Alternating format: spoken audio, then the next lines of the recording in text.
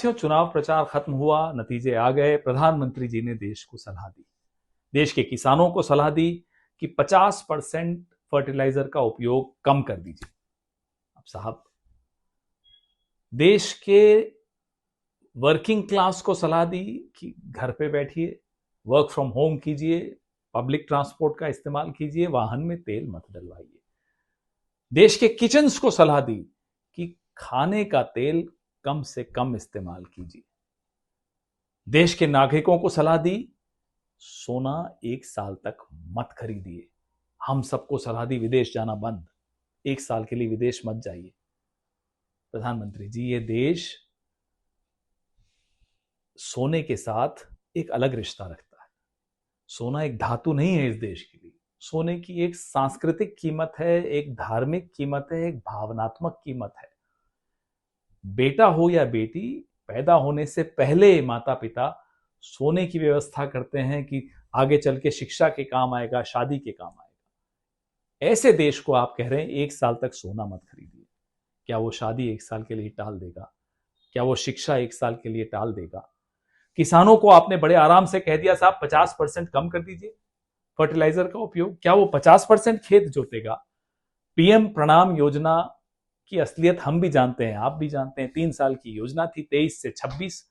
अभी कुछ महीनों पहले नड्डा जी ने संसद में खड़े होकर कहा कि पीएम प्रणाम योजना में कुछ नहीं हुआ। तो यानी कि फर्टिलाइजर का ऑल्टरनेटिव न्यूट्रिएंट्स की दिशा में कोई कदम नहीं उठाए गए। आग लगने के बाद कुआं कौन खोदता है प्रधानमंत्री जी? प्लानिंग नहीं थी। अब आप कहते हैं साहब विदेश मत जाइए, घरों में बैठिए, मेट्रो लीजिए। आप खुद आज रोड शो कर रहे थे, कौन मानेगा ये बात? ये सब क्यों हो रहा है? ये इसलिए हो रहा है, ये सलाह क्यों दी जा रही है? सलाह इसलिए दी जा रही है कि भारत का फॉरेन एक्सचेंज रिजर्व 1 हफ्ते में $8 बिलियन नीचे गिरा। क्यों गिरा? किसी और के युद्ध में हम पार्टी बन गए।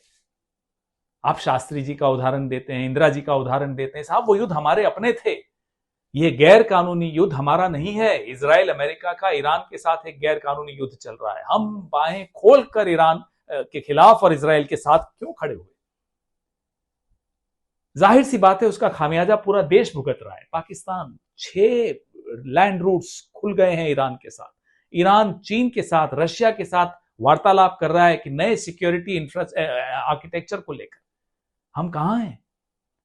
हम डोमेस्टिक पॉलिटिक्स में लगे हुए हैं कि साहब कैसे विपक्ष के खिलाफ एजेंसियां इस्तेमाल करें, पुलिस इस्तेमाल करें, कैसे पद से किसी को उतारें। क्या हो रहा है? आप आह्वान करते, देश एक होकर आप सबको साथ लेकर चलते, विपक्ष को साथ लेकर चलते, हम साथ खड़े थे आपके।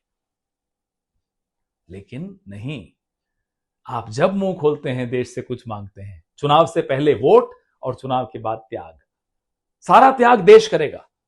प्रधानमंत्री जी, आप क्या करेंगे?